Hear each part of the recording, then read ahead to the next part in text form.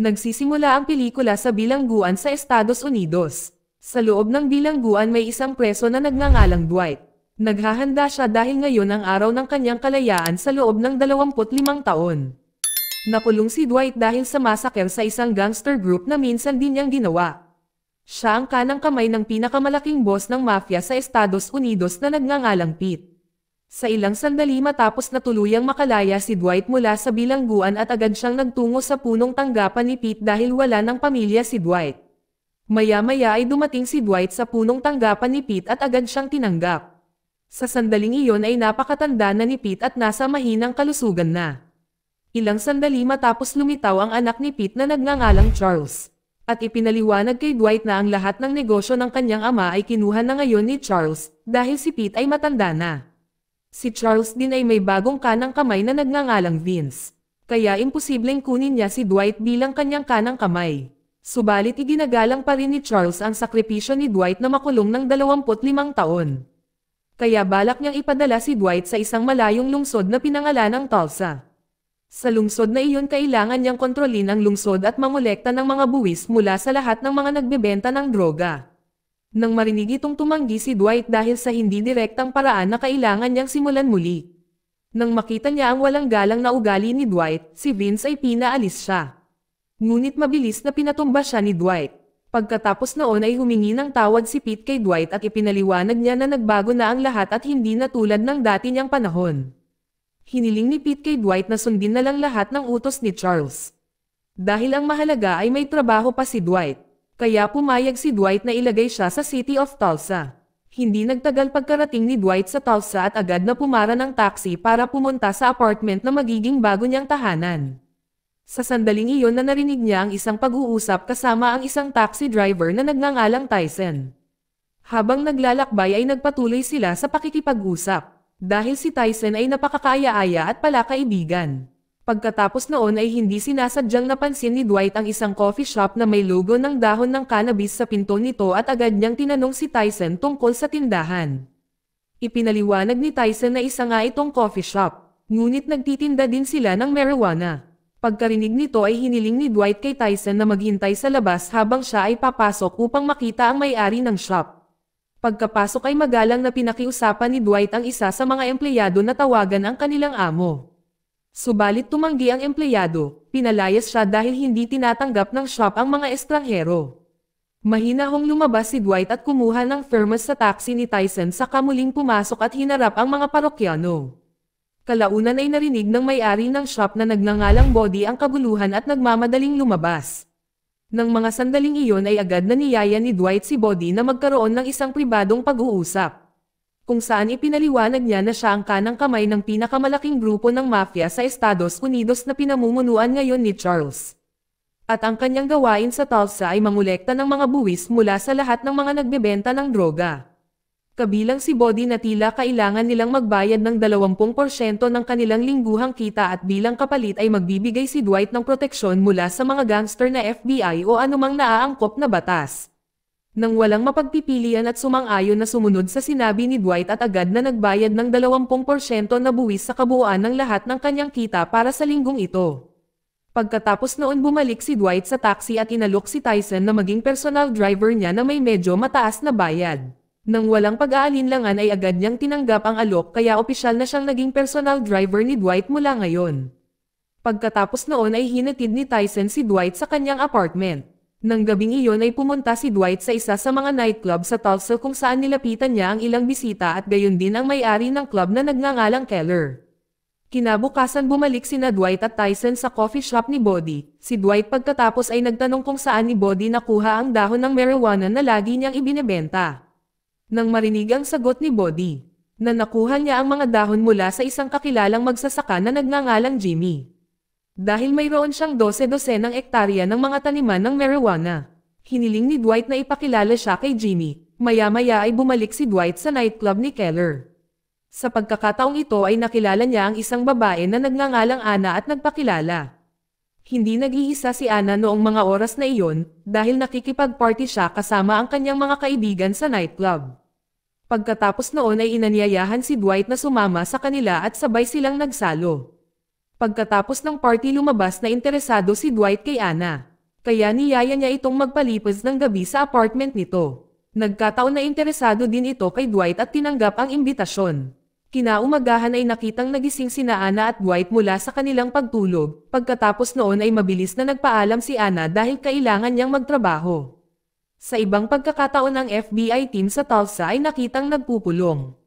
Sa sandaling iyon ay pinag-uusapan nila ang tungkol kay Dwight na naging convict sa loob ng 25 taon. Alam ng FBI na nakatira na si Dwight sa Tulsa at nag-aalala sila na baka magkagulo na naman. Sa meeting na iyon nandoon si Anna, isa pala siyang FBI agent. Kinabukasan ay na-curious pa rin si Anna kay Dwight, kaya agad siyang nakipag-ugnayan sa kanyang kasamahan sa FBI para magtanong tungkol sa detalyadong impormasyon tungkol kay Dwight. Ang kasamahan ni Anna pagkatapos ay ipinaalam sa kanya na si Dwight ay dating kanang kamay ng pinakamalaking mafia boss sa New York City na si Pete.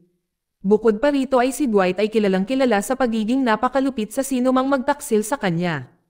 Habang si Charles ay binisita ni Vince kung saan humingi siya ng pananagutan dahil sa suntok mula kay Dwight kahapon, na nagdulot ng matinding pinsala sa kanyang panga. Sa kabilang banda si Dwight at Tyson ay bumibisita kay Bodhi upang mangolekta ng lingguhang buwis, kung saan hiniling din niya kay Bodhi na dalhin siya kay Jimmy ang magsasaka na nagsupply ng mga dahon ng marijuana.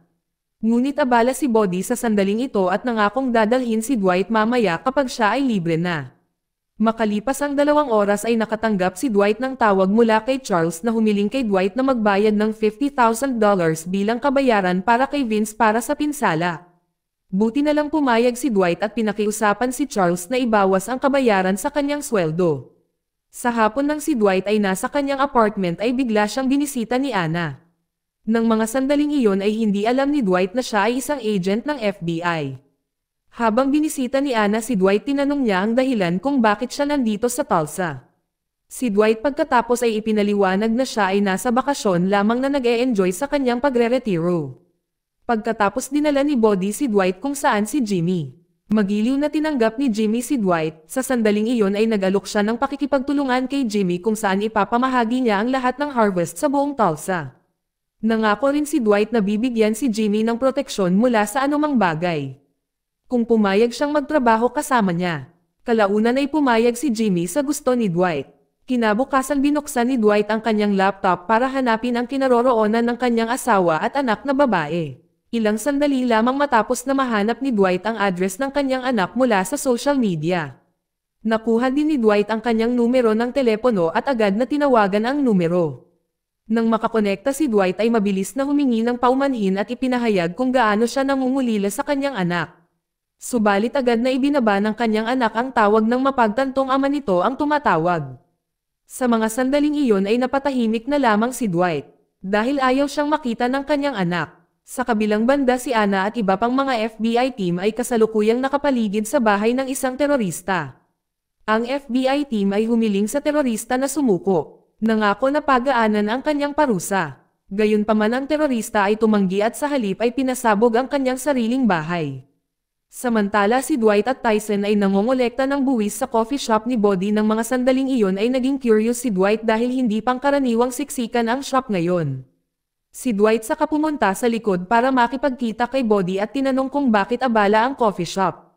Paliwanag ni Bodhi na nag-host sila ng isang party na nagtatampok ng bagong variant ng gamot na gawa sa nitrous oxide gas.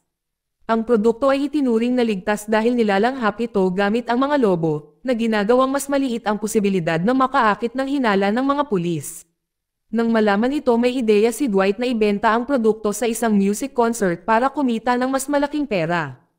Ipinangako rin niya na mag-aambag sa kapital para bilhin ang produkto hanggat ang mga kita ay nahahati ng pantay-pantay. Sa kalaunan ay tinanggap ni Bodhi ang panukala ni Dwight. Gayunpaman kailangan nilang planuhin ang kanilang diskarte bago magpatuloy. Sa gabing iyon ay pumunta si Dwight sa nightclub ni Keller at hinikayat si Keller na samahan siya sa pagbebenta ng bagong variant ng droga sa nalalapit na music concert. Inalok niyang bayaran si Keller ng doble kung pumayag siyang sumali. Sa huli ay agad na tinanggap ni Keller ang alok ni Dwight. Kinabukasan nagpunta si Dwight para mag-renew ng kanyang driver's license dahil ang dati niyang lisensya ay nag-expire. Ngunit habang kinukuha niya ang driving test sa highway bigla siyang inatake ng hindi kilalang sasakyan. Mabilis na hinabol ni Dwight, sa kasamaang palad ay nagawang makatakas ng kalaban. Ilang sandali matapos dalhin si Dwight sa police station para sa interogasyon hinggil sa kamakailang insidente ay hinala ng pulis, si Dwight ang sanhi ng gulong ito. Kung isasaalang-alang na siya ang dating kanang kamay ni Pete ang pinakamalaking mafia boss sa Amerika. Gayunpaman ay nanumpa si Dwight na wala siyang ginawang mali at sa pangyayaring iyon ay iginiit niya na siya ay biktima. Ngunit hindi madaling nakumbinsi ang mga pulis na pinigil pa rin siya. Pagkalipas ng 2 oras, binisita ni Anna si Dwight na nagulat nang malaman na siya ay isang agent ng FBI. Subalit hiniling ni Anna kay Dwight na manatiling kalmado. Dahil nandoon siya upang palayain siya. Kalaunan sa tulong niya ay pinalaya si Dwight, bilang isang kilos ng pasasalamat inimbitahan ni Dwight si Anna sa hapunan. Habang sa hapunan ikinwento ni Dwight ang kanyang nakaraan kay Anna kasama ang pagiging isang dating convict at ang karapatan at tao ni Pete. Pagkatapos ay inimbitahan ni Dwight si Anna pabalik sa kanyang apartment at nag-enjoy sila sa kanilang intimate moment. Kinabukasan ay nakipag-ugnayan si Dwight kay Charles at sinabi sa kanya ang tungkol sa pag-atake kahapon. Pinaghihinalaan niyang ang umatake ay si Vince subalit sinabi ni Charles na si Vince ay hindi kailanman lumayo sa kanya. Pagkatapos noon ay pumunta si Dwight sa hospital upang bisitahin ang driving instructor na binaril kahapon. Si Dwight ay hinabot ang isang envelope na naglalaman ng pera sa instructor na humihiling sa kanya na i-trace ang plaka ng sasakyan na sumalakay sa kanila. Bagaman hindi pa ganap na gumaling ang mga sugat ng instructor dahil binigyan siya ng isang sobre ng pera pumayag ang instructor na i-trace ang plaka. Nang makuha ang mga resulta ilang sandali ay ibinigay na ng instructor ang address ng sasakyan na ginamit sa pamamaril kay Dwight. Kaya agad nilang pinuntahan ni Tyson ang address na iyon. Subalit pagdating ni Dwight ay nakita na lamang ni Dwight na nasunog ang sasakyan. Pagkatapos nito naghanap sila sa loob ng sasakyan hanggang sa aksidenteng nakakita ng punit na tela na may logo ng Ranzo mula sa Tulsa. Mabilis na pumunta si Dwight sa kinaroroonan ng Ranzo dahil sigurado siyang ang umatake sa kanya kahapon ay ang may-ari ng Ranzo. Pagdating ni Dwight piniling manatili sa kotse na naghihintay para bumalik ang may-ari ng Ranzo. Pagkaraan ng ilang oras na paghihintay sa wakas ay bumalik ang may-ari ng Ranzo na nagudyok kay Dwight na sundan ang kotse ng may-ari mula sa likuran. Nang dumating ang may-ari ng Ranzo sa bahay, nakita ni Dwight ang may-ari ng Ranzo na sinalubong ang kanyang anak ng yakap sa huli ay nagpasya si Dwight na bumalik.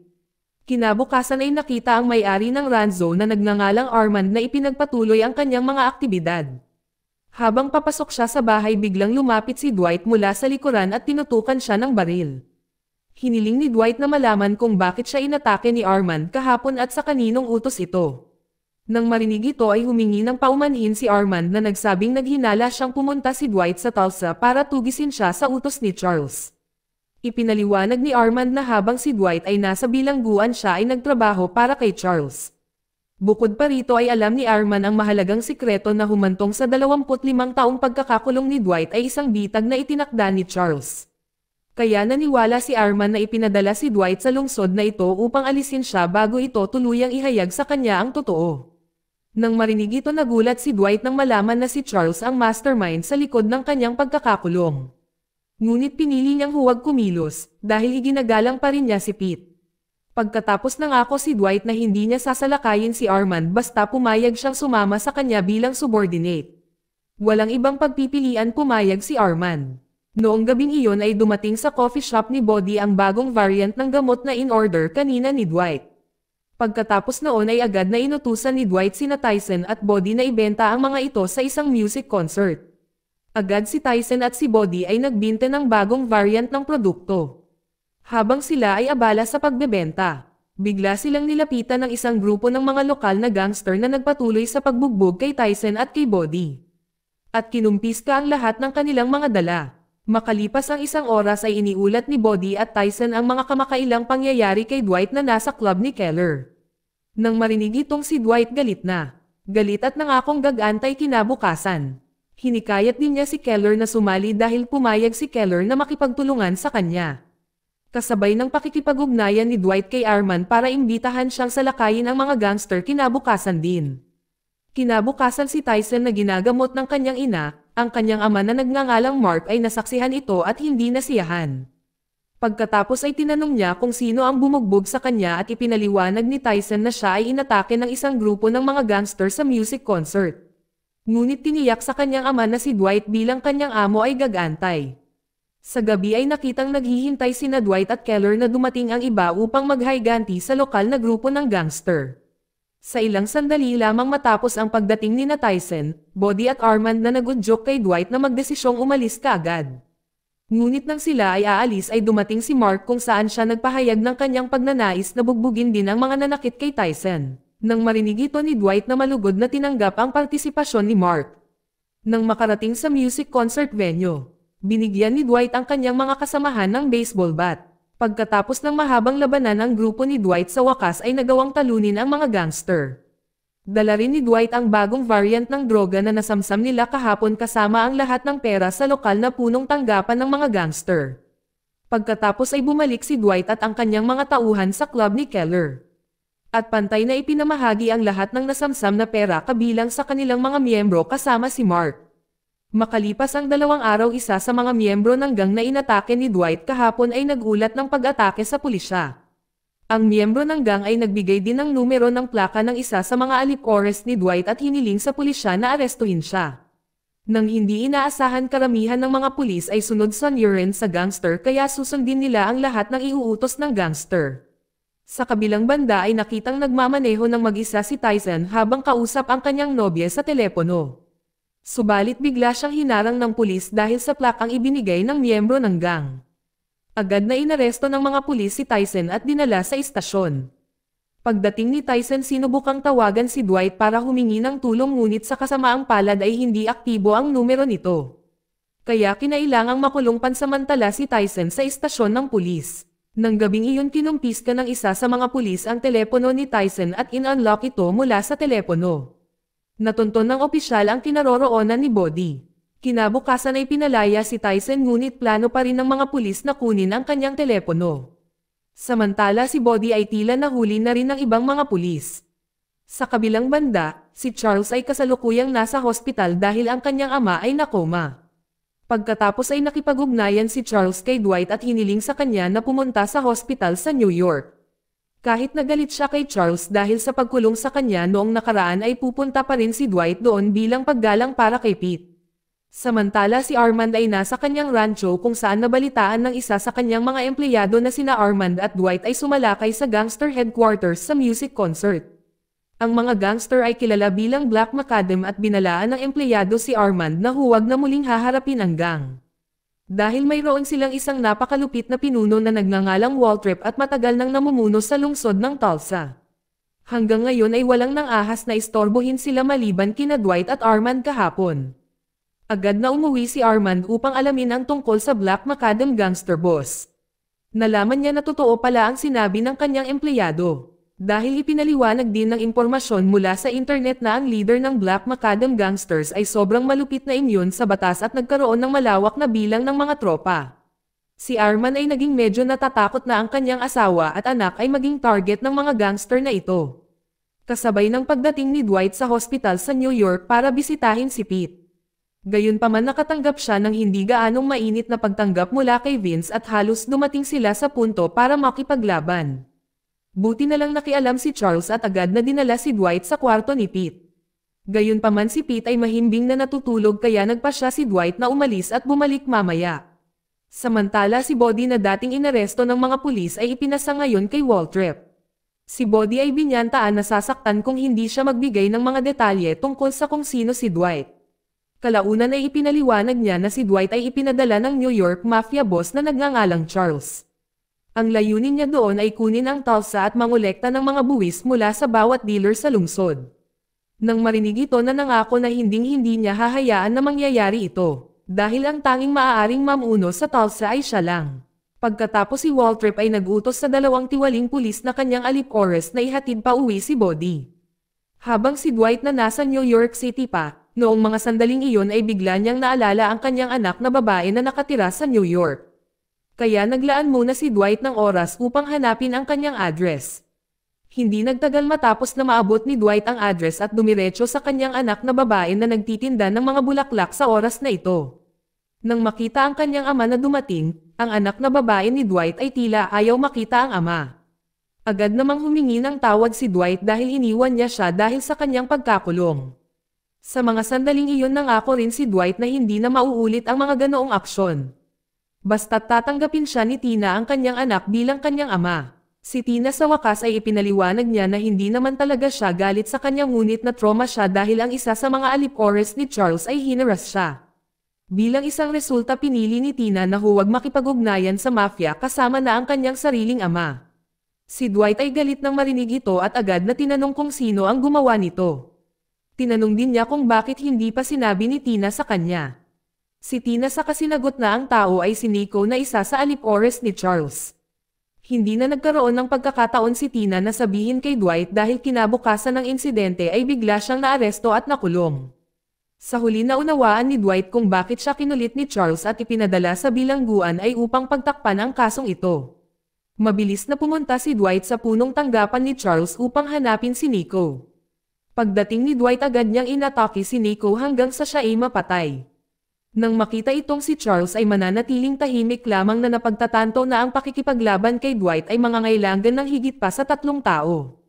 Pagkatapos noon ay kalmadong umalis si Dwight nang walang sinasabi kay Charles. Makalipas ang ilang araw ay nagreklamo si Charles sa kanyang ama tungkol kay Dwight na pumatay kay Nico. Gayunpaman alam ni Pete na hinaras ni Nico ang anak ni Dwight ay itinuturing na patas lang kaya walang dapat managot.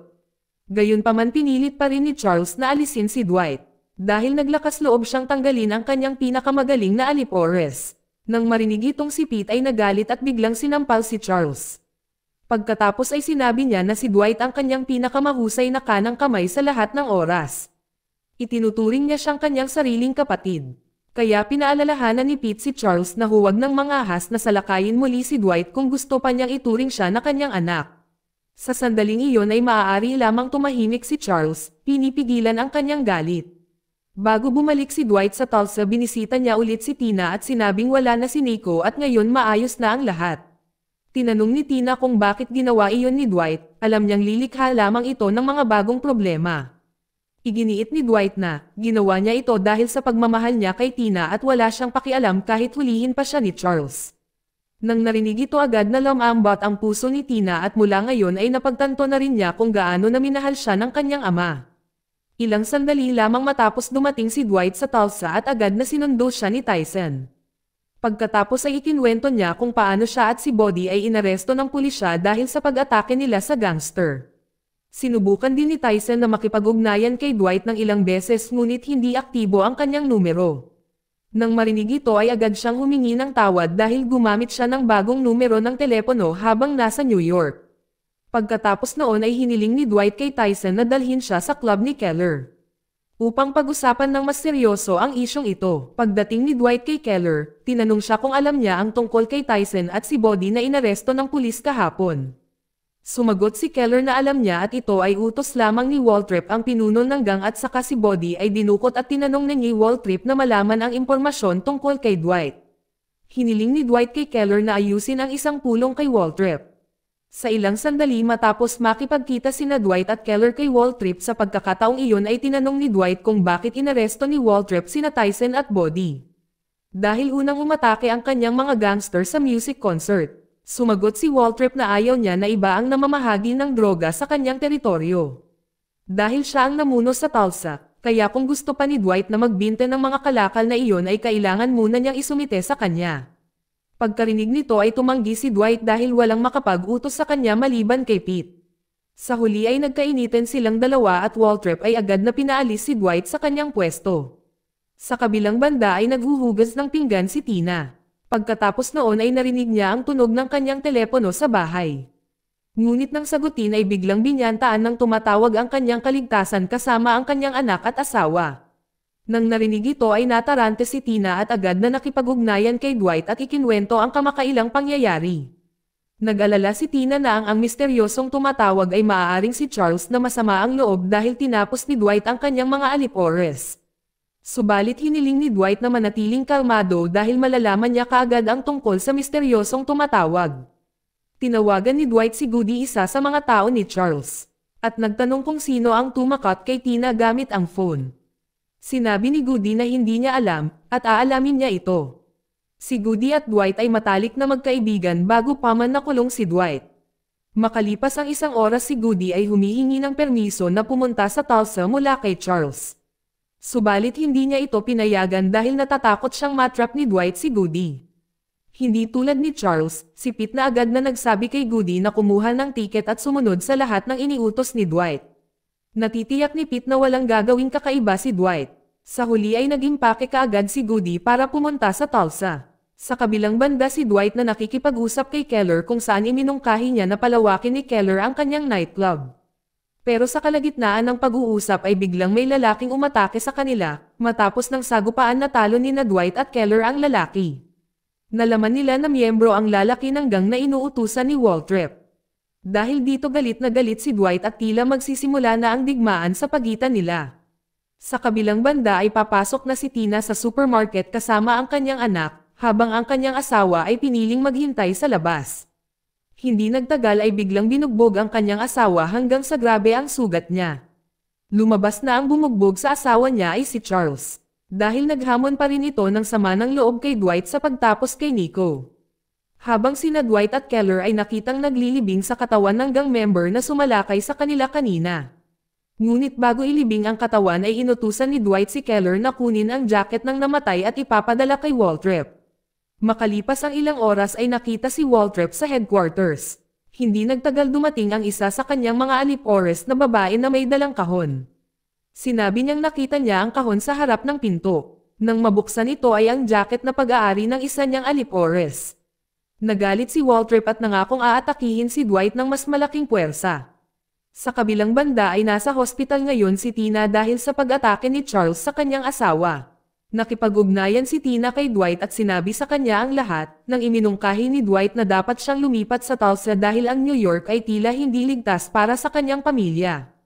Kalaunan ay pumayag si Tina na lumipat sa Tulsa. Pagkatapos na medyo gumaling ang kanyang asawa, si Goody ay dumating sa Tulsa gaya ng hiniling ni Dwight. Si Dwight pagkatapos ay agad na nagtanong kung sino ang umatake sa kanyang manugang.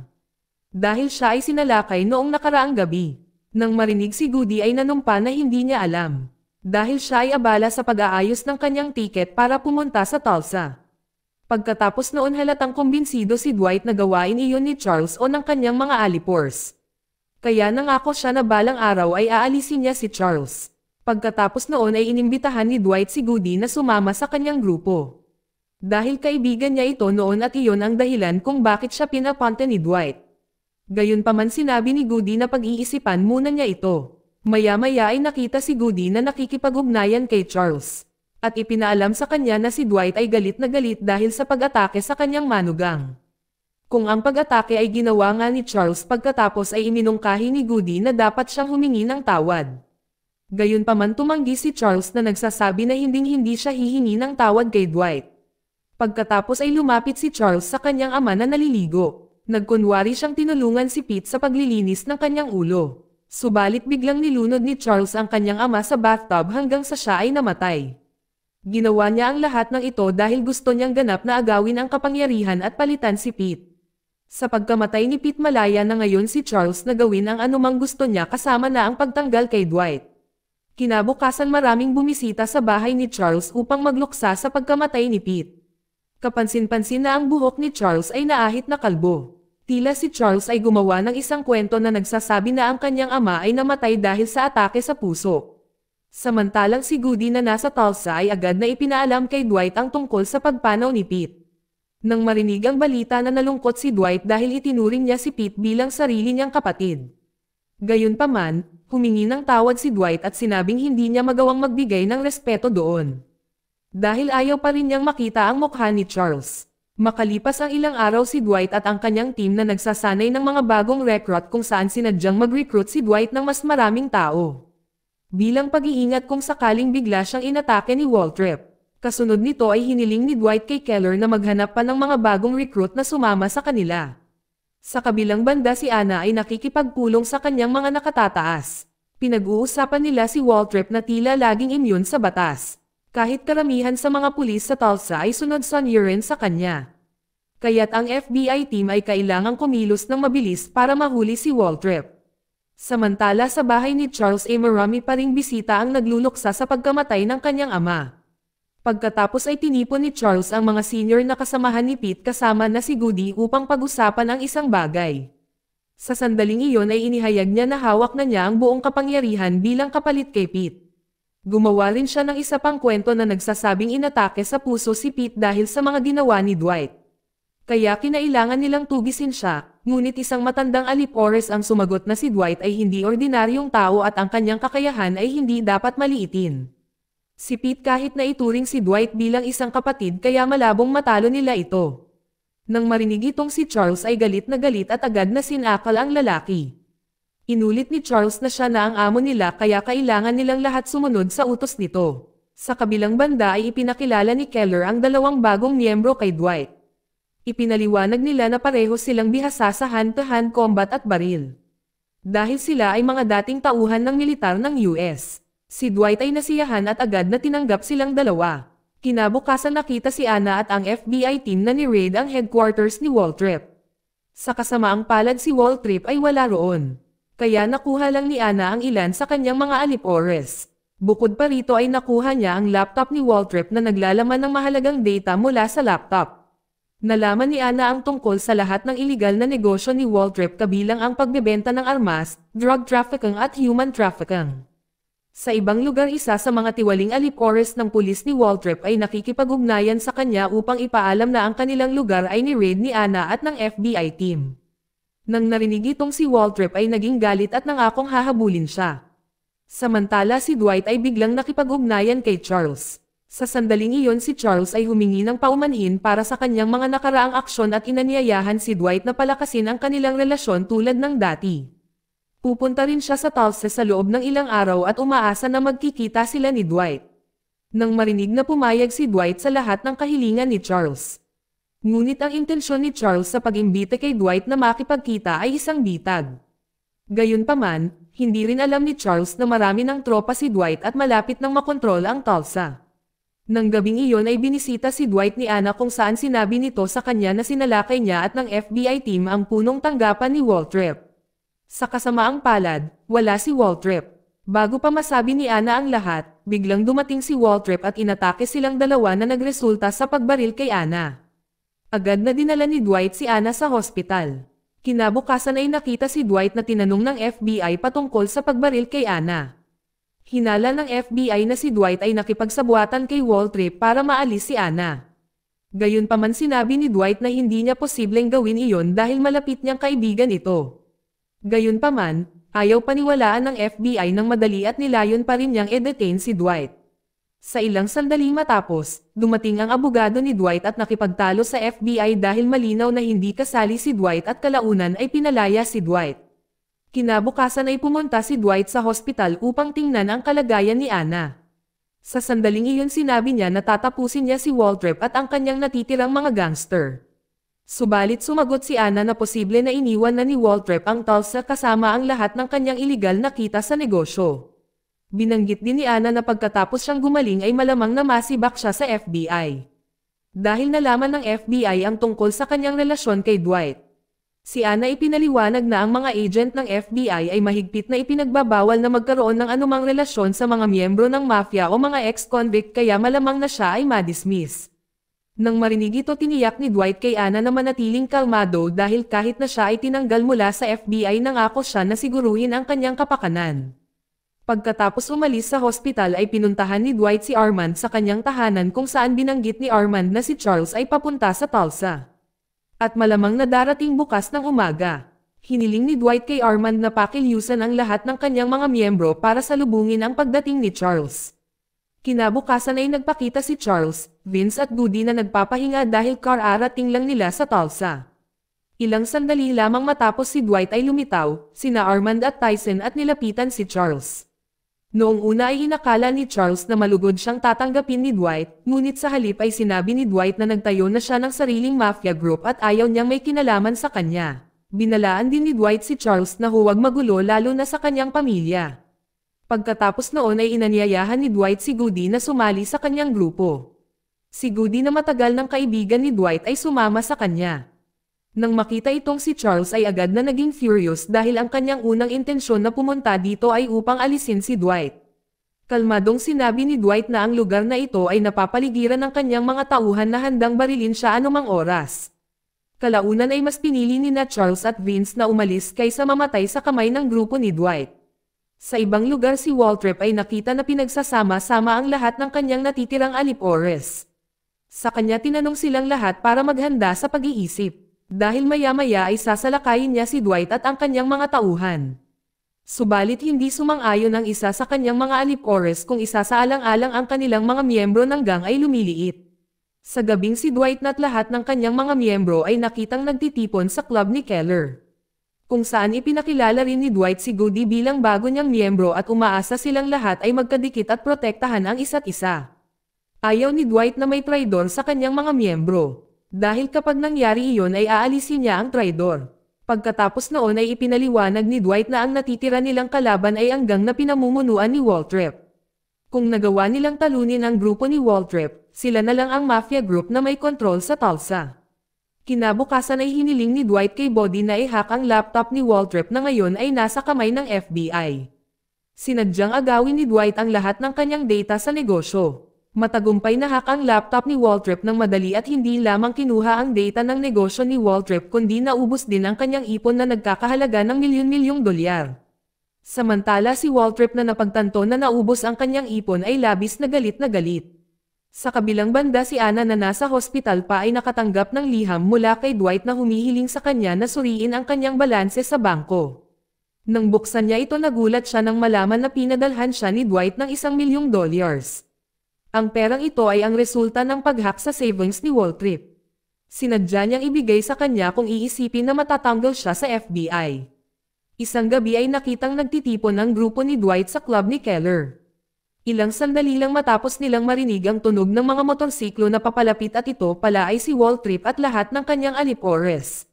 Agad na inutusan ni Dwight ang kanyang mga tauhan na maghanda na humahantong sa isang matinding labanan. Sa huli ay nagawa ni Dwight na tanggalin si Waltrip at ngayon ang grupo ni Dwight ang naging nag-iisang pinuno ng Tulsa at wala nang maglalakas loob na mangistorbo sa kanila. Makalipas ang ilang araw si Dwight ay nakitang nakikipaglaro sa kanyang apo. Dahil lumabas na si Tina at ang kanyang pamilya ay nanirahan na ngayon sa Tulsa kasama si Dwight. Sa sandaling ito ay sinimulan din ni Tina na tawagin si Dwight na ama. Pagkatapos ng dekadong hindi narinig ang titulong iyon. Nang gabing iyon si Dwight at ang lahat ng kanyang mga miyembro ay nagdaraos ng victory party sa nightclub ni Keller. Ang party na ito ay nagsilbing pagbubukas din ng nightclub ni Keller na inayos ni Dwight pagkatapos niyang mag-invest dito. Si Dwight ay masayang-masaya dahil ngayon siya ay naging nag-iisang pinuno o mafia king sa lungsod ng Tulsa. Hindi nagtagal ay nakatanggap si Dwight ng balita na may naghihintay sa kanya na babae sa labas. Nang lumabas si Dwight ay si Anna pala ito kaya agad niya itong niyaya sa loob. Ngunit hindi nagtagal ay biglang dumating ang mga pulis at FBI at agad na hinuli si Dwight. Tila lahat ginawa ni Anna na ayaw niyang matanggal sa FBI. Kaya pinili ni Anna na magtaksil sa pamamagitan ng pag-uulat ng lahat ng mga krimen ni Dwight sa FBI. Pagkatapos noon ay inaresto si Dwight ng pulis nang walang pagtutol sa kaisinakay sa kotse. Ngunit bago umalis ay nagawa niyang sabihin kay Anna na hindi ito ang katapusan ng lahat kundi ang simula pa lamang. Dito nagtatapos ang series. Salamat sa panonood kaibigan.